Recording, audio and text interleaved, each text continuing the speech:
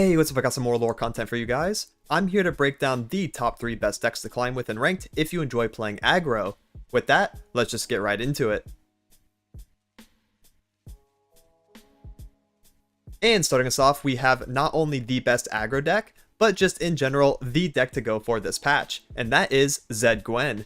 Coming in with a win rate of 55.66%, yet a play rate of 8.97%, it is doing extremely well. Some of its best matchups include Lurk, Elder Dragon Galio Morgana, Elder Dragon Mordekaiser Viego, and also Elder Freljord.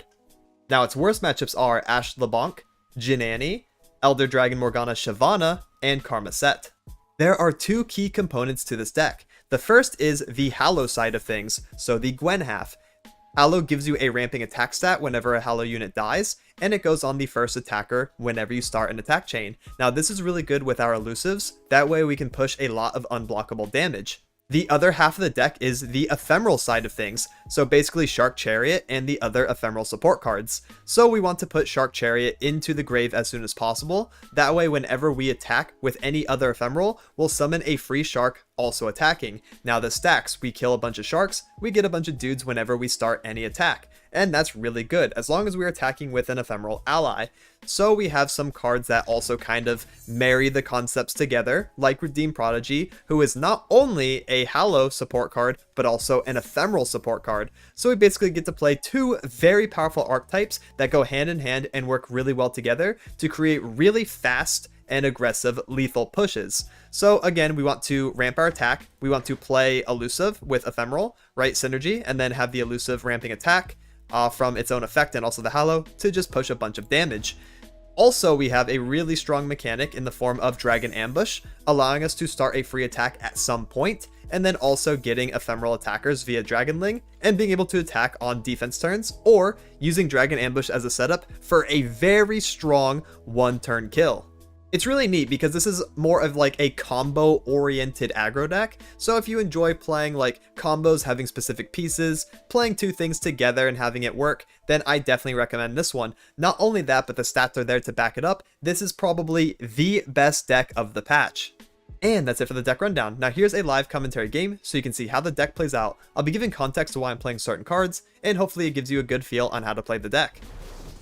And for this example game, we're going to be fighting Ashe Volibear, double Freljord champions working together.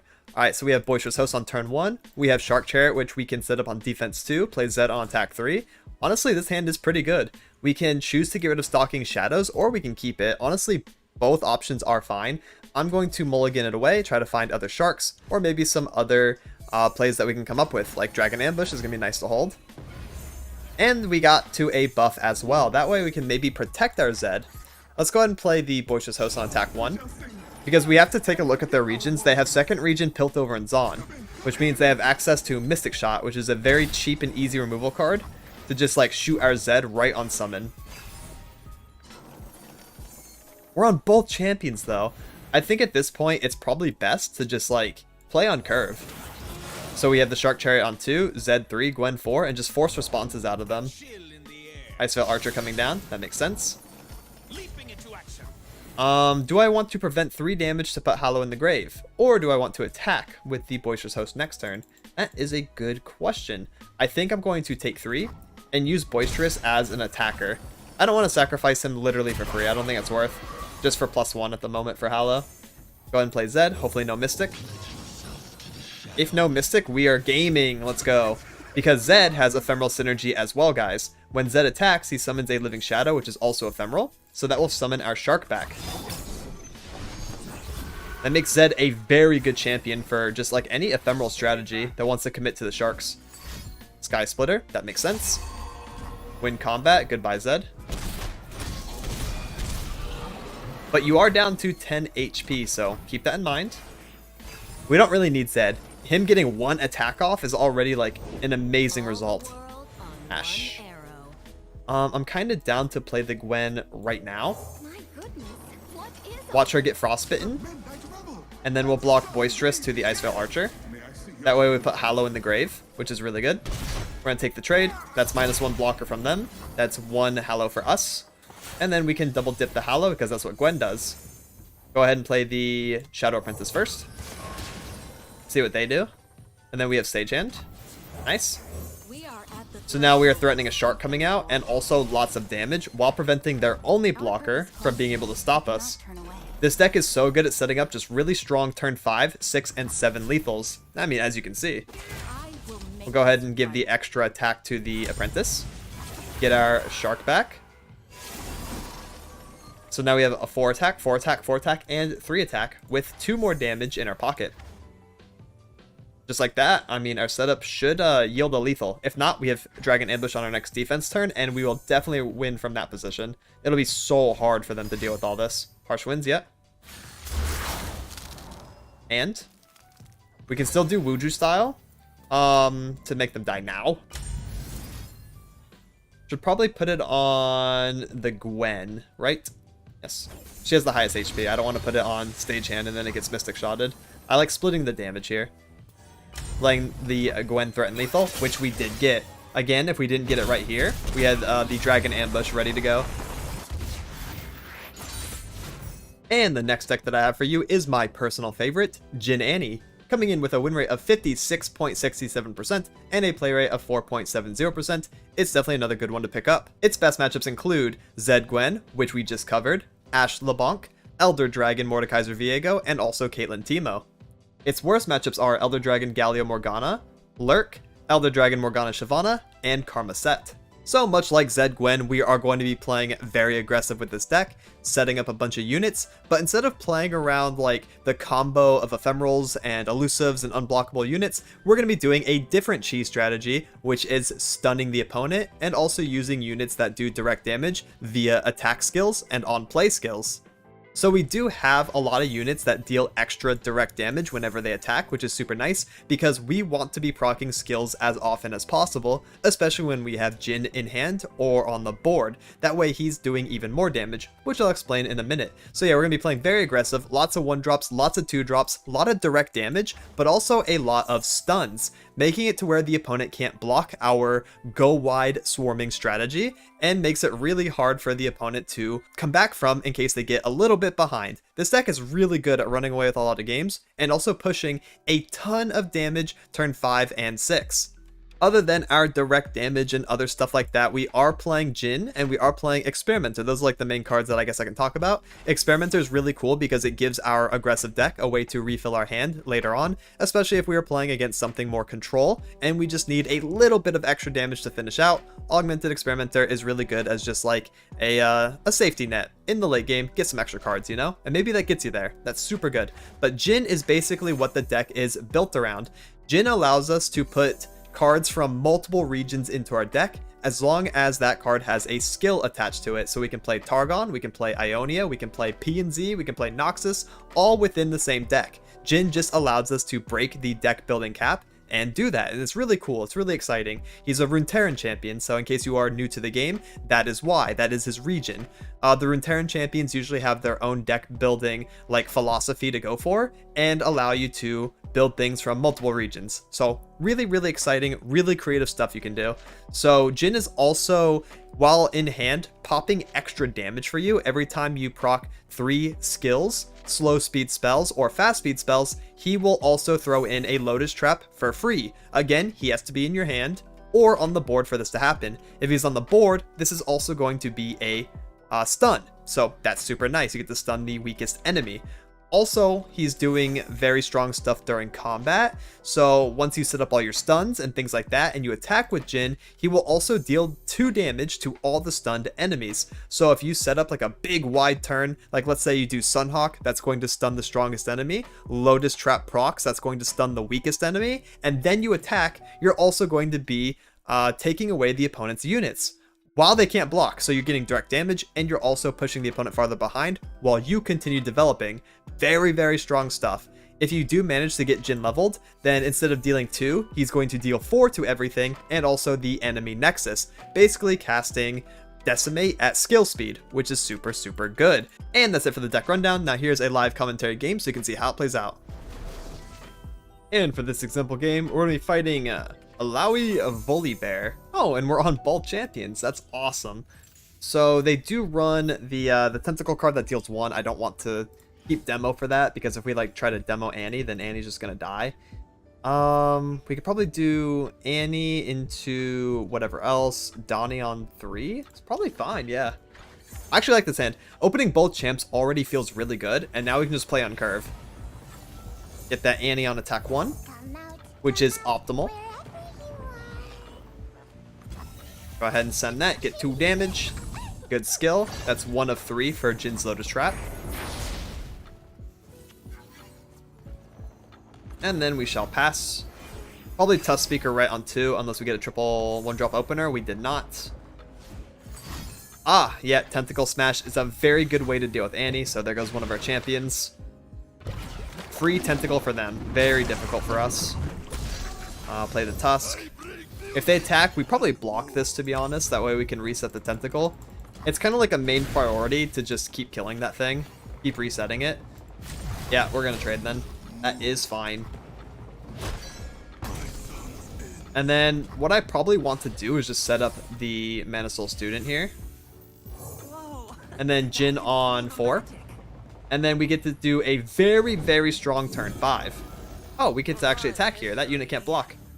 I was expecting them to play like the Sea's Voice or something, but I'm pretty happy about this. Random Donnie damage. Yeah, you don't see that too often. Right, if Alawi comes down, whatever, we're just going to take damage. Yep, Jhin. We're just going to let the Alawi hit us. We do not die from 19, so we are always better off just setting up, you know, as much as possible, so that way we can turn around and kill right on turn 5, which is going to be our goal this game, which I think we can do it, by the way. So, yeah, we're just going to take. Health is just a resource, lads. We don't need it.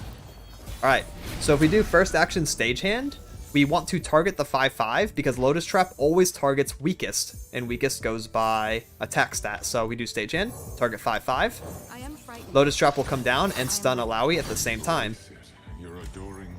Boom, double stun. We also get our Donnie damage in, so that's really good. And then we're going to want to play, that's fine, Saboteur. And Corsair. Since they have another unit, I'm pretty sure we just pirouette that, and then we have a 1-turn kill. Yeah, that's fine. Yeah, I'm pretty sure we just win by a lot, so we're good.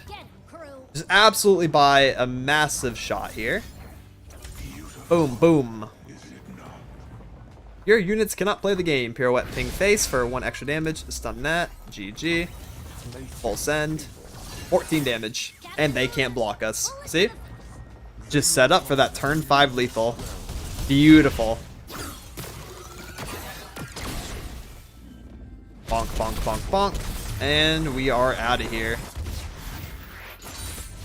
And the final deck I have for you is Jinx Ekko, coming in with a win rate of 52.68% and a play rate of 1.54%. It's not played as often, but definitely don't count it out. Its best matchups include Zed Gwen, Lurk, Jhin Annie, and Elder Dragon Freljord.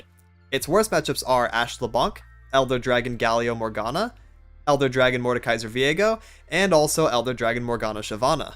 The 2 main aspects of this deck is 1, predict and utilize that a lot, that way we can level Ekko, while also manipulating the top card of our deck. So basically we're shown 3, and then we get to put it on top. So it's a really strong consistency tool. We're going to be using predict over and over and over because we just have so many predict cards. That way we get to determine what we want to play, while also leveling Ekko, which all we need to do is predict 4 times, and he will come out leveled.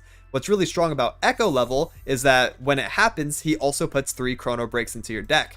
Chrono Break is an incredibly strong card that is a 3-mana slow speed spell that says revive all allies that died this round and then rally. So basically you get to full send and then Chrono Break, get everything back, full send again, while also getting free time tricks, which allow you to get to more Chrono Breaks, and you get to attack again, right? So you get to do some really crazy stuff with Ekko. That's like one half of the deck. The other half is the fact that we are dumping our hand quite frequently because our predict cards are really cheap. It's really easy for us to just have an empty hand, so we can also play around Jinx. Jinx is a secondary win con that when she sees our hand empty, she levels, lets us draw more in next like couple rounds, and also get Super Mega Death Rocket, which is a burn spell, allowing us to close out the game with our aggressive playstyle.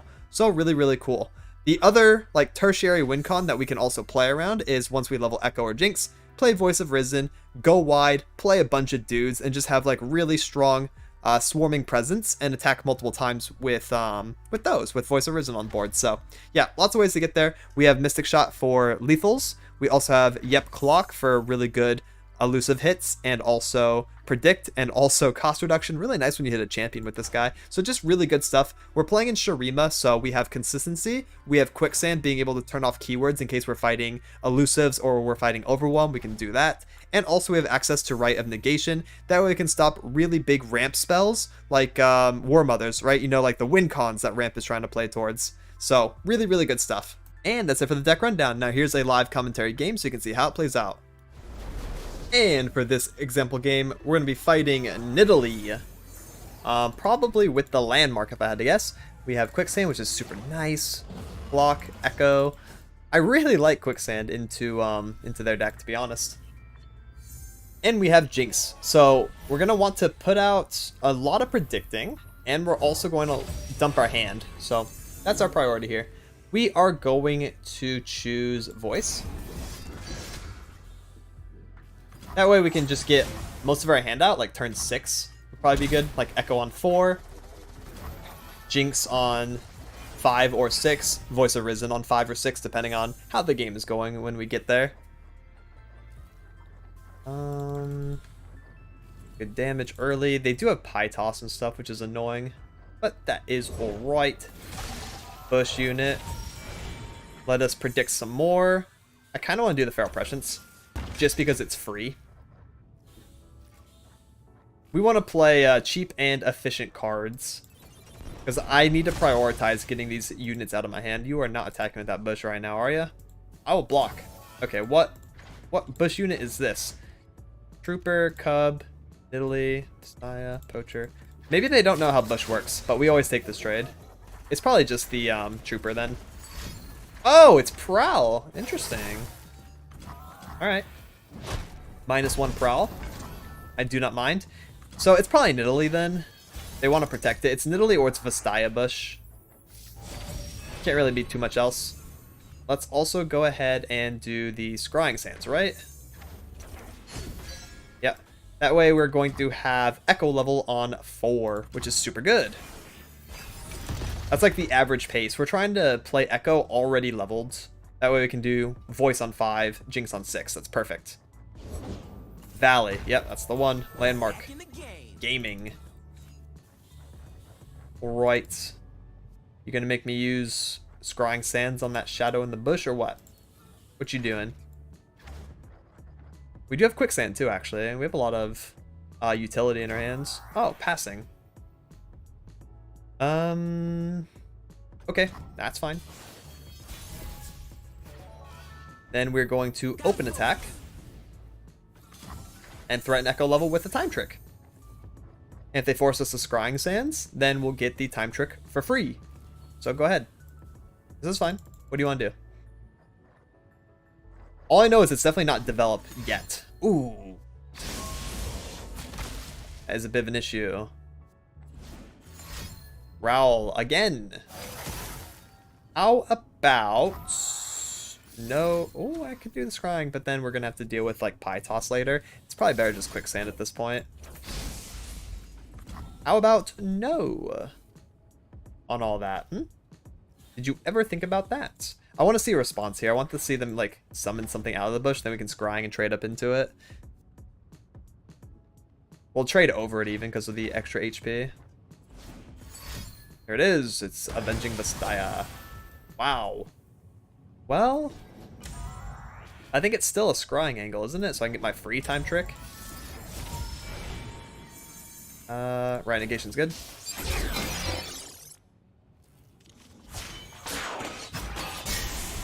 I love it when things converge like that.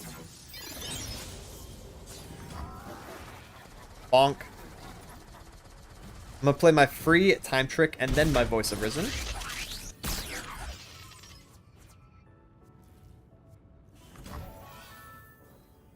Yep, time trick. Chrono Break. Oh my god, look at this. Ekko and 2 Chrono Breaks. Oh, right. Play the Voice. She's now buffing everything because the Ekko has leveled. And we are on turn 6. I kind of wish we had one more mana so we can do like Jinx Chrono or Renegation Chrono, but that's okay. It is quite alright. I probably want to hold the Renegation mana. You think they have anything like super scary? I don't think so. All-terrain Trooper, that is a double... Okay. Double vulnerable, a bit annoying. But we can do Chrono, which is hype. Pass. Lots of Chrono breaking. Go ahead and trade that. Yes. And then, is this Nidalee? Nidalee with quick attack over our Voice Arisen would be a really good play for them. Little do they know, it's not going to be that good of a play because they're below... Yeah, here we go. They are below 4 mana, which means they cannot Rite of Negation my Chrono Break. And I think this is worth to do because it's also going to rally us. You think this is a second? Okay, if this was a second Vastaya, I was actually about to be mad. That's the only thing that stops us. But we're fine. We are chillin'. Pioneer as a blocker. Send, send, send. Always Voice Arisen on far right if we are ever attacking with her. We kind of can. I don't mind if they trade 3-1. There's no way they're on Pie Toss right now. I don't think. So I just want to pressure the board. Yeah, we're full sending. I feel like they would have used Pie by now if they had it. That's all. Then we can Time Trick, get more resources. This deck really rewards you for just like dumping your hand because you always have ways to get your hand back via Time Trick or Jinx level. Whatever you feel like playing around. If you just don't see Ekko, you can fully play around Jinx plus Voice and have a grand old time. If you open both, it's usually prioritize the Ekko though, because Chrono Break is just too broken. And Jinx will be like late game insurance. You should have targeted the quick attack with that. So that Chrono Break could be the one that's on the top of our deck. I want the Quicksand then. Oh, right. I remember this. Because we already put a Chrono Break up there. So we know we're going to top deck it here. We know their stories. Yeah. Now it's time So for we yours. play Jinx. Just you and me, Fishbowl. Attack with everything. And them. Chrono Break. I miss you so much. Attack with everything again. We might be able to get an additional unit here, actually. So check this out. We win. We win this turn. They tap to 0, guys. Ready? Ekko, Jinx, Voice Arisen on far right, so she keeps the aura. Always good habit. Attack with her on the right if you are attacking. You fetch a high price. Yeah, you are very dead this turn. Very, very dead. Time Trick. Find a 2-drop. Oh my goodness, it's just not balanced. Yep, block. All coming back to me now. And then Chrono Break. Back again. It's just not balanced, lads. And GG. And GG. Topside. It is what it is. Yuppers. And that's it for the best aggro decks of the patch. Extra shout out to the patrons on screen. Much love and thank you for supporting. So for some closing thoughts, aggro decks are extremely strong right now, and a good playstyle to go for in general. Since a lot of control decks are losing to mid-range, it's kind of like rock, paper, scissors at the moment, and aggro is coming out on top a lot of the time. If you enjoyed this video or it helped at all, make sure to drop a sub if you're new, and also a like for the algorithm. Thank you so much for watching, and have a good one. Laters!